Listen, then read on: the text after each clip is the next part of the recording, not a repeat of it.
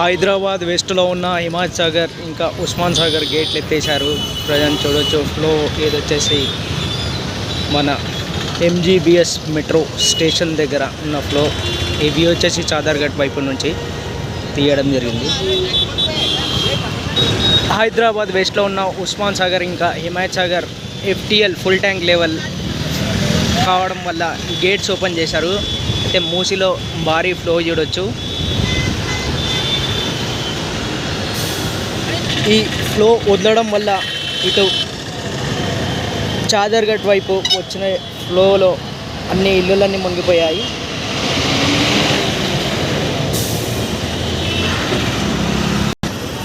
ఇటు చూడొచ్చు ఇంట్లో నీళ్ళు వచ్చేసాయి.